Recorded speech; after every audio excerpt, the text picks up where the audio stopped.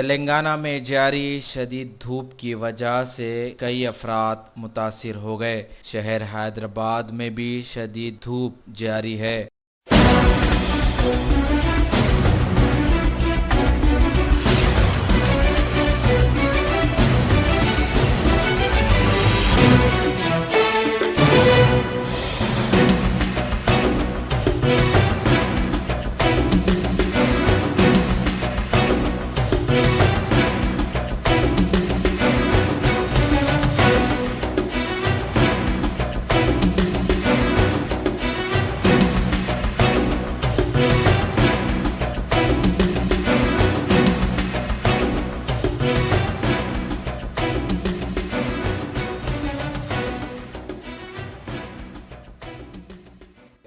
चिलचिलाती हुई धूप से कैसे बचा जा सके और क्या एहतियाती तदाबीर इख्तियार की जाएं, खासकर मासूम नौनिहालों को कैसे महफूज रखा जा सके।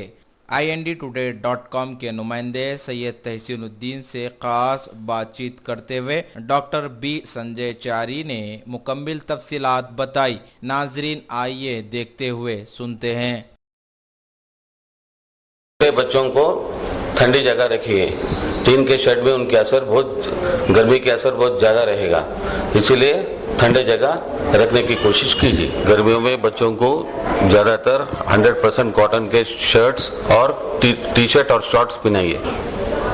पानी की ज़रूरत ज़्यादातर 6 महीने से ज़रूरी रहेगा, इसलिए उन्हें 6 महीने के बाद बच्चों को पानी पिलाना चाहिए। अराउंड 1 या 2-3 कप पानी पिलाइए बच्चों को।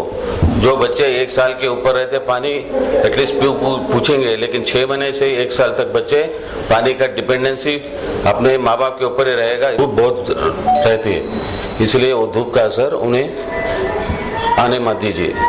शरबत दीजिए, जैसा कि नींबू का शरबत, कैरी का शरबत, ठंडा पानी, नारियल का पानी।